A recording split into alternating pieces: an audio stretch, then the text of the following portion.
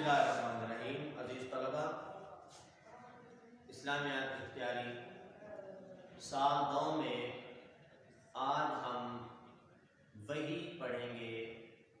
वही का माना क्या है और इसकी कितनी सूरतें हैं और किस तरह अल्लाह तबारक व तआला अपना पैगाम अपने ख़ास लोगों अंबिया इकराम तक पहुँचाता है। इससे पहले हमने तारुफ़े कुरान मजीद पढ़ा था, तो वही के में सबसे पहले हम इसका माना पढ़ेंगे कि वही का माना क्या है।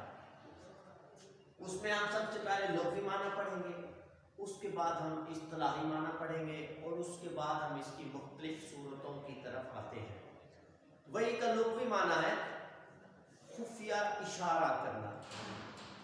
अल्लाह तबारक व तआला किसी इशारा के ज़रिए अपने ख़ास बंदे नबी को, अपने रसूल को पैगाम दे देता है।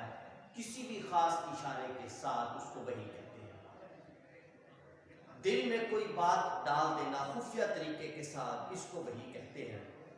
और पैगाम भेज देना किसी खुफिया इशारे के साथ, इसको वही कहते हैं। ये था वही का लुग़वी माना। इस्तिलाह में वही के क्या माने हैं? शरअ इस्तिलाह में वही ख़ास उस ज़रिया गैबी का नाम है जिसको अल्लाह तबारक व तआला की तरफ से, जिसके ज़रिए अल्लाह तबारक व तआला की तरफ से उसके फ़ज़ल लुत्फ़ ख़ास से किसी नबी को कोई इल्म हासिल हो जाता है। यानी वही वो कलमा इलाही है जो हज़रत जिब्रील अमीन अलैहिस्सलाम किसी नबी पर लेकर आते हैं, उसे वही कहा जाता है। वही अल्लाह तबारक व तआला के ख़ास फ़ज़ल व करम से अल्लाह की तरफ से किसी नबी पर जब कोई इल्म नाज़िल किया जाता है उसको वही कहते हैं। और वो इल्म अमूमन हज़रत जिब्रील अमीन अलैहिस्सलाम ही लेकर आते हैं। ये लाज़मी भी नहीं है कि सिर्फ हज़रत जिब्रील अमीन ही वही लेकर आते हैं, इसकी बहुत सारी सूरतें हैं। यही हमने आगे लिखा है कि वही की सूरतें, एक इशारा करना और अल्लाह ताला का अपने बंदे से पर्दे के पीछे से कलाम करना, ये भी वही की एक किस्म है। और तीसरी किस्म वही की फरिश्ते के जरिए से बात करना, यानी जिब्रील अमीन तशरीफ लाते अल्लाह तबारक व तआला का पैगाम लेकर अंबिया इकराम की खिदमत में, और अल्लाह का सलाम भी अर्ज करते, अल्लाह का पैगाम भी अर्ज कर देते हैं। तो इससे हमें पता चला कि सिर्फ एक ये सूरत नहीं है कि जिब्रील अमीन ही आएंगे। अल्लाह ताला इशारा करके भी अपने अंबिया को पैगाम दे सकता है। पर्दे के पीछे से भी अल्लाह तबारक व तआला कलाम कर सकता है। कुरान मजीद में अल्लाह तबारक व तआला ने इसका जिक्र फरमाया, मा काना लिबशरिन अन युकल्लिमहुल्लाहु इल्ला वहयन औ मिन वराइ हिजाबिन औ युरसिला रसूलन फयूहिया बिइज़्निही मा यशा। मगर किसी बशर का ये मुकाम नहीं है कि अल्लाह तबारक व तआला उससे बात करे मगर वही से, औ मिन वराइ हिजाब या पर्दे के पीछे से, और युरसिला रसूलन या उसके पास कोई पैगंबर भेजकर, कोई कासिद भेजकर उससे बात करे। फयूहिया, बस वो पैगंबर वो कासिद उस पर वही नाज़िल कर देता है। मा यशा, जो भी अल्लाह तबारक व तआला चाहता है, अल्लाह तबारक व तआला की तरफ से जो भी पैगाम आता है। इस आयत मुक़द्दसा में वही की 3 सूरतें अल्लाह तबारक व तआला ने बयान फरमाई। एक इशारा के साथ, जो हमने वही का लुग़वी माना भी पढ़ा, इल्ला वहयन, मगर इशारा के साथ अल्लाह ताला बात करता है। और दूसरा अल्लाह ताला का बंदे के साथ पर्दे के पीछे से हम कलाम होना, ये वही की दूसरी सूरत। तीसरी सूरत वही की फरिश्ते के जरिए बात करना, ये हमने तीसरी सूरत पढ़ी कि फरिश्ते के जरिए। पहली सूरत जिसे इशारा कहा गया है, हदीस से इसकी 3 सूरतों का पता चलता है। ये जो जिसको हम इशारा कह रहे हैं वो 3 किस्म का इशारा होता था। इस तरह वही की ये 3 किस्में और मिला के और ज़्यादा 3 अक़साम हो जाती हैं। इनको भी हम पढ़ते हैं। इसकी 3 सूरतों को पता चलता है, लिहाजा इस तरह वही की 5 सूरतें हो जाती हैं, जो कि हस्बे ज़ेल है। हम पाँचों को जो है इस वक्त पढ़ते हैं। एक तो इशारा करना था, और इशारा करने دیکھیں آپ گھنٹی کی آواز. ایک دفعہ حضرت حارث بن حشام اور حضرت عبداللہ بن عمر رضی اللہ تعالیٰ عنہما نے خاتم النبیین حضرت محمد صلی اللہ علیہ وآلہ وسلم سے نزول وحی کے بارے میں پوچھا تو آپ صلی اللہ علیہ وسلم نے ارشاد فرمایا ہر مرتبہ فرشتہ آتا ہے اور بعض دفعہ گھنٹی کی آواز بھی سنائی دیتی ہے اور یہ وحی اس وقت تک ختم نہیں ہوتی کہ جب تک مجھے یاد نہ ہو جائے. فرشتہ آتا ہے، یہ گھنٹی کی آواز کے ساتھ مجھے وحی کی جاتی ہے، یہ وحی اس وقت تک ہوتی رہتی ہے جب تک میں اس کو یاد نہ کر لوں یا جب تک وہ مجھے یاد نہ ہو جائے. یہ وحی مجھ پر بہت ہی سخت معلوم ہوتی ہے. یہ جو گھنٹی کی آواز والی وحی ہے آپ صلی اللہ علیہ وسلم نے فرمایا مجھ پر بہت ہی زیادہ سخت ہوتی تھی. صحابہ کرام کا بیان ہے کہ گھنٹی کی آواز کی صورت میں وحی کا نزول اس قدر بھاری ہوتا تھا کہ خاتم النبیین حضرت محمد صلی اللہ علیہ وآلہ وسلم کا جسم مبارک پوچر ہو جاتا تھا اور آپ کی سواری مبارک بوجھ سے بیٹھ جاتی تھی.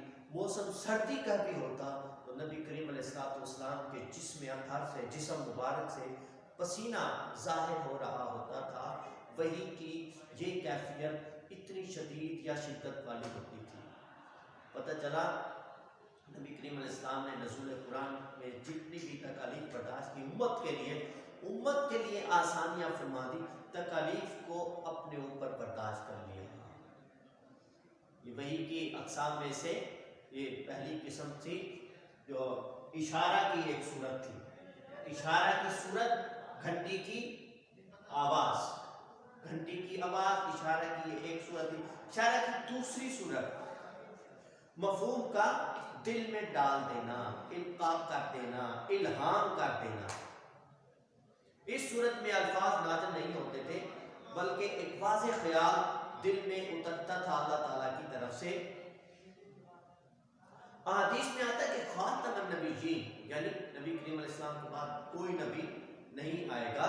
آپ صلی اللہ علیہ وسلم نے فرمایا کہ فلاں بات میرے دل میں ڈال دی گئی ہے یا مجھے یہ بتا دیا گیا ہے.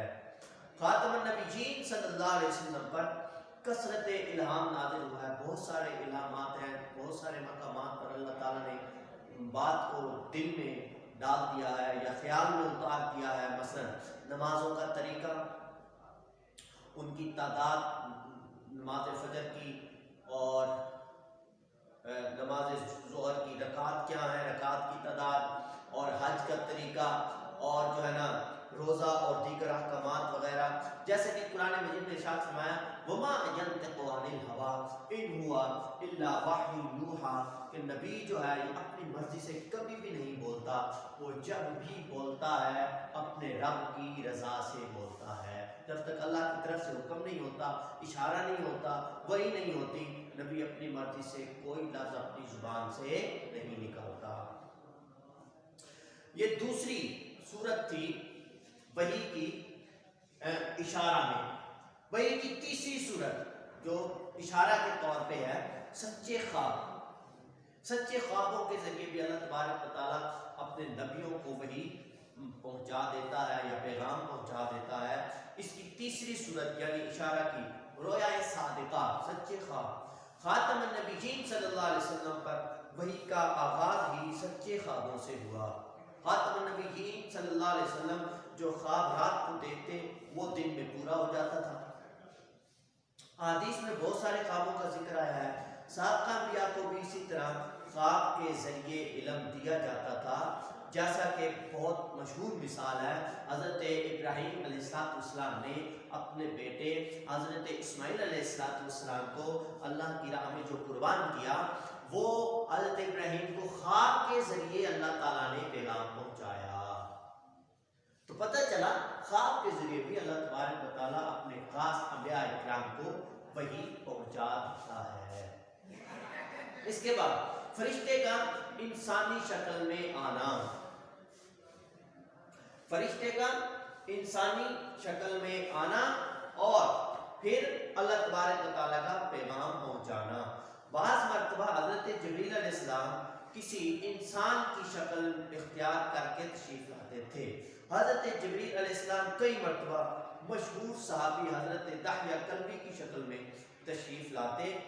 وہ حدیث جو حضرت جبریل کے نام سے مشہور ہے، اس کے مطابق حضرت جبرائیل علیہ السلام ایک اجنبی کی شکل میں آئے تو انہوں نے کئی سوالات کیے کہ اسلام کیا ہے، ایمان کیا ہے، احسان کیا ہے، قیامت کی نشانیاں وغیرہ کیا ہیں۔ خاتم النبیین صلی اللہ علیہ وسلم نے ان کے جوابات دیے اور بتایا کہ یہ جبریل امین تھے جو تمہیں دین سکھانے آئے تھے۔ یعنی فرشتہ کبھی کبھی انسان کی شکل میں بھی آتا اور صحابہ کرام کے سامنے یا لوگوں کے سامنے ایسے سوال کرتا جو دین سے ریلیٹڈ ہوتے۔ صحابہ کرام سن کر ان سوالات کو سن کر دین کی تعلیم حاصل کر لیتے تھے۔ وہی کی ایک صورت براہ راست گفتگو کرنا اللہ تبارک و تعالیٰ کا اپنے نبی سے۔ اس صورت میں اللہ تعالیٰ نے انبیاء اکرام علیہ السلام کے ساتھ براہ راست گفتگو فرمائی اور اپنی ہم کلامی کا شرف بخشا۔ حضرت موسیٰ علیہ السلام کا لقب ہی کلیم اللہ ہے۔ اس طرح معراج کے موقع پر اللہ تعالیٰ نے خاتم النبیین صلی اللہ علیہ وسلم کو یہ شرف عطا فرمایا جس کا ذکر اللہ تعالیٰ نے قرآن مجید میں سورہ نجم کے اندر 27ویں پارے میں اس طرح فرمایا، فَكَانَ قَابَ قَوْسَيْنِ أَوْ أَدْنَىٰ، یہاں تک کہ دو کمانوں کے برابر یا اس سے بھی کم فاصلہ رہ گیا اللہ تبارک و تعالیٰ کی ذات میں اور نبی کریم علیہ السلام کی ذات میں۔ جب ایک دوسرے کے اللہ تبارک و تعالیٰ اور اللہ کے پیارے محبوب حضرت محمد صلی اللہ علیہ وسلم اتنا قریب بیٹھے تو اللہ تبارک و تعالیٰ نے اپنے حبیب سے کلام فرمایا۔ یہ براہ راست گفتگو کرنا یہ بھی وحی کی ایک قسم سے ہے۔ تو عزیز طلبہ، ہم نے وحی اور اس کی صورتیں پڑھی کہ وحی کی کیا کیا صورتیں ہو سکتی ہیں۔ ہمیشہ کی طرح ہم اس ٹاپک کے وحی اور وحی کی صورتیں جو شارٹ کوسچن ہے وہ ہم بک کے آخر سے کریں گے، کتاب کے آخر سے، اور اس کے MCQs وغیرہ بھی ہم کتاب کے آخر سے پڑھیں گے۔ آپ اچھے سے تیار کیجئے اور اپنے پیپر کو اچھے سے حل کیجئے۔ السلام علیکم ورحمۃ اللہ وبرکاتہ۔